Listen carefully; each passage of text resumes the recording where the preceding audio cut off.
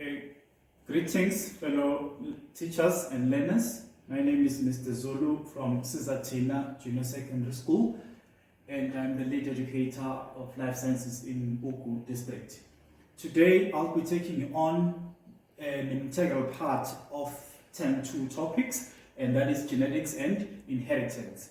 And this topic is a topic that is characterized by many terms. There's a lot of terminology with genetics and inheritance. So it is of fundamental importance that one familiarize himself with the terms. There are a lot of terms, but we will try as much as possible to start from the known and proceed to the unknown. So generally, the children resembles their parents. So the offspring in the life sciences terms, which means the children, they are more or less the same as the parents. Why? It's because the characteristics or those traits that the parents have are therefore passed on to the children. And as a result, the children, they resemble the parents. So we are said those traits are inherited. Or the term called inheritance. It means that the characteristics are passed or they are transferred from parents to offspring. So when we look at genetics and inheritance, by genetics we are looking at the study of genes. We will explain the term gene, but in essence, you remember in meiosis we dealt with the chromosome. And the chromosome has got the DNA, which is a long molecule. But if this DNA has got a small portion or a small segment, that small segment of this DNA, it's called a gene. So a gene is a small segment of DNA which controls these characteristics, or it controls these characteristics. Understood?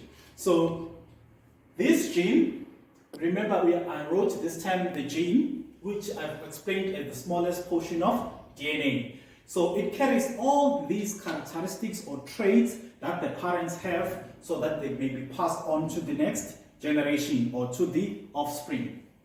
And when we deal with genetics, it is very much important to note the contribution of a scientist who is there in the history of genetics. That scientist is called Gregor Mendel. This Gregor Mendel is often referred to as the father of genetics. So Gregor Mendel studied all these characteristics and he actually came up with the laws that we are using today, but he is the person who formulated the cardinal principles of genetics. So Gregor Mendel performed experiments, because in science we use experiments to acquire knowledge. So he performed an experiment using pea plants. So with these pea plants, he cross-pollinated. You remember cross-pollination from your grade 11. So he cross-pollinated those plants and actually came up with laws. So he was studying this character crossing the tall plant, cross-pollinating it with a short plant. To his surprise, all the F1 generation had the dominant character or the tall plant. All F1, all the plants that came out as the offspring, they become tall. So he therefore said it's 100% tall. And by so doing this experiment, he came up with the law which we call a law of dominance. So the law will be to say, if you cross two individuals, because plants in this case are referred to as individual, with two contrasting characteristics, all F1 offspring will represent a dominant character. So in essence, it means that when you cross-pollinate two plants with contrasting or different characteristics, the other one is tall, the other one is short. When you cross-pollinate those plants, all the first generation plants will display character that is dominant, or will display dominant character. Between tall and short, obviously, tall is the one that is dominant over short. And therefore, it brings us to this term called dominant and recessive.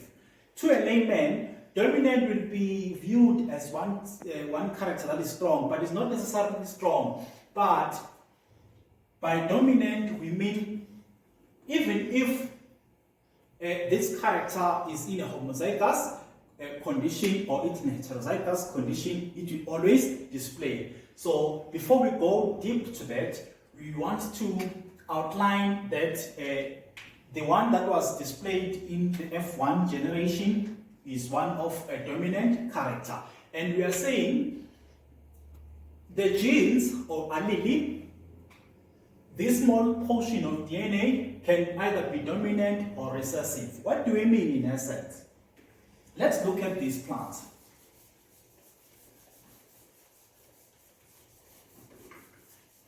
Because now in genetics, we use this term in practice, meaning the gene is controlled by two allele. So the tall plant will be signified as 2 capital T. So if these T are in capital letters, we say they are dominant. Because it was testing height, T stands for tall. Okay? But you cannot have many characteristics when we represent it diagrammatically. So we will say this T is dominant for tallness. Because we will use one letter, not to avoid the confusion of ourselves, we will use the small letter T as recessive. The opposite of dominant is recessive for tallness.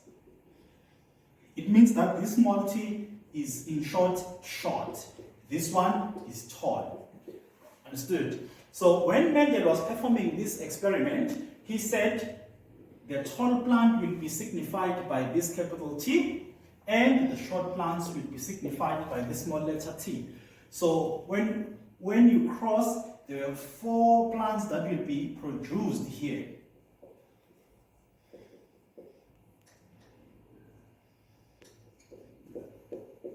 And they are said to be all tall. Understood? So when we study in terms of the terminology or the genetics terminology, the 2 capital T, we are saying this one is dominant, tall. And this one is said to be recessive. So that's how Mendel did this experiment, and the law that was made out of these crossings was called the law of dominance. It means when you cross a dominant times the recessive allele, all the first generation or the F1 generation plants will display what? A dominant character. So this character is always appearing here, but in the physical appearance, which brings us to another term called phenotype. By phenotype, we mean the physical appearance. I often said to myself, I am tall. I am a tall person. So the tallness or my tallness is defined as the phenotype. By phenotype, we mean the outside. It's what we see in the outside. So if you see a short person, we are saying that the phenotype of that person is short. But in the use of these letters diagrammatically, as to say a person is he dominant for tallness or is he recessive for tallness, that one is defined to as the genotype. So what is the difference between the genotype and the phenotype? The phenotype is the physical appearance, is what we see, all right? And the genotype is the genetic makeup. As to say the individual, how is the individual composed genetically? For an example, how is his DNA, the smallest part of his DNA arranged? Is it dominant for tallness or is recessive for tallness? So these are the terms that are very much important when we deal with genetics. So this cross explains categorically this term. If this allele, because a gene, these two capital T's, remember each characteristic is controlled by two alleles. This in essence is called a gene. Small segment of DNA. But T standing alone is called an allele. So what is an allele? Is an alternative form of a gene. In essence, a person can either have two capital T's for tallness, or a person may have small t's, all right, as Mendel alluded here. So, in essence, this result here is called, it has another name where now the alleles are no longer the same. The one is dominant and the other is recessive. We're saying these alleles are now heterozygous. Or another term is called hybrid. It means the alleles are not the same. They are different. So there are two different genes in one. There are two different alleles, so to say, in one gene. The other one is representing tallness, the other one is representing shortness. But in this law, where tall was crossed with short, and all they were tall, this law is called law of dominance, which states that when you cross two individuals with pure breeding, where if they are the same, another term used, it say they are pure bred, or they are pure breeding characteristics. If this plant was pure breeding for tallness, it means that it was homozygous. Another term would be to say it's homozygous for tallness, crossed with a recessive plant, or the homozygous short, because these two alleles are the same. So this plant is recessive for tallness. All the first generation were tall. But their tallness, genetically, the tallness is referred to as here the phenotype or the physical appearance. But in essence, in their genetic constitution, in their genetic makeup, they are said to be heterozygous or hybrid, because now the allele are not the same as in like here. They are now capital T, small letter t. So this one is for tallness, this one is for shortness, but combined, they displayed the dominant character. And what I want to emphasize here in this lesson is the format for examination purposes for outlining the genetic cross.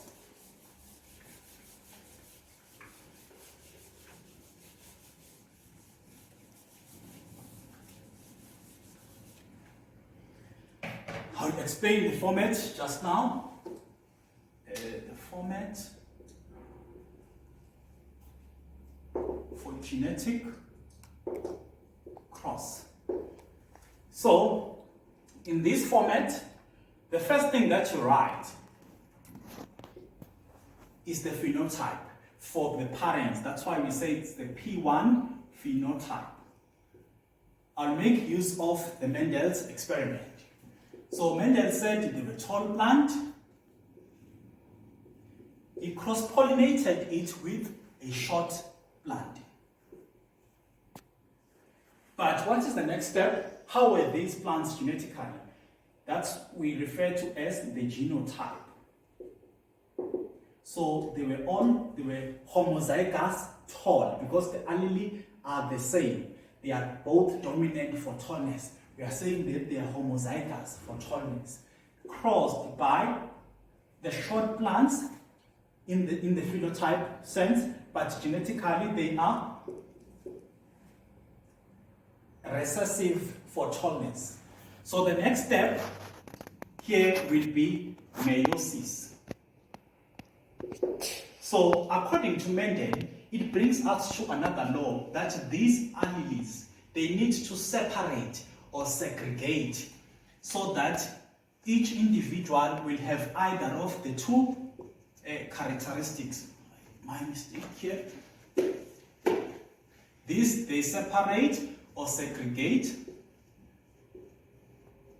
And when you write, you can signify it by a comma or a semicolon. And what's the next step? It's fertilization. Remember, he was crossing these plants. So the next step will be fertilization, whereby in fertilization we use the squares called the Pianet square. It has 3 rows, 3 columns. So total of 12 squares, or 369, 9 squares, yes, 9 squares. So this plant we put it here, and this short one we put it here. So if you cross this and this, you find a tall plant. But genetically we said it is no longer homozygous, but it is heterozygous. Tall plant, tall plant, tall plant. And what's the next step? You write, this one is your first generation genotype. So you will have this, you remove these individuals from the table.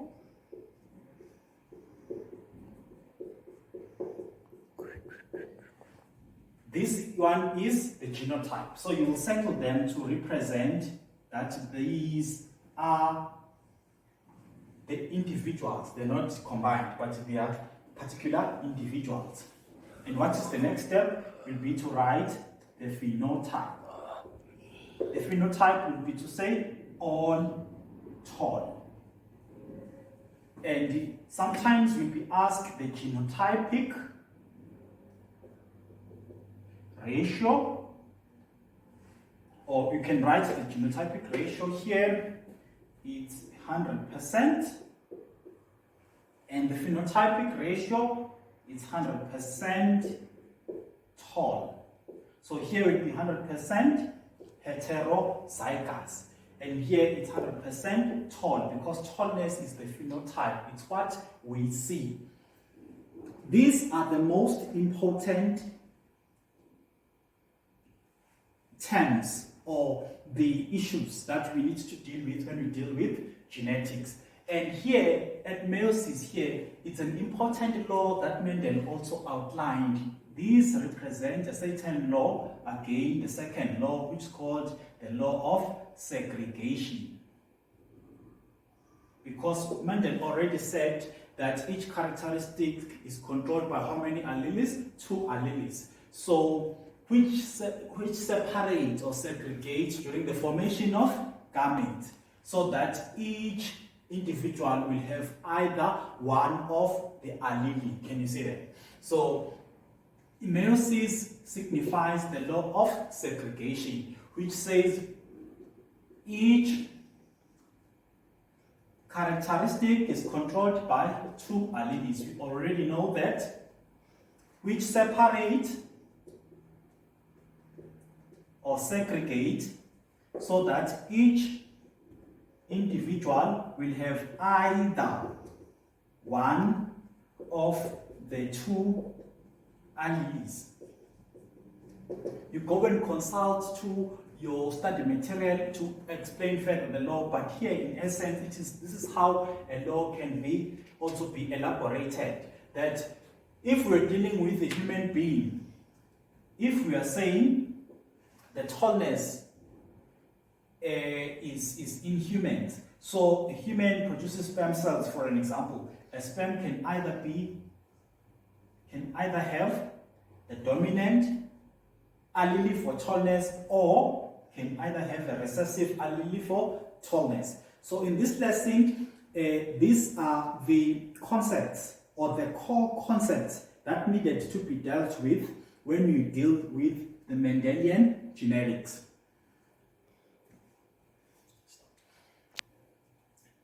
Thank you very much.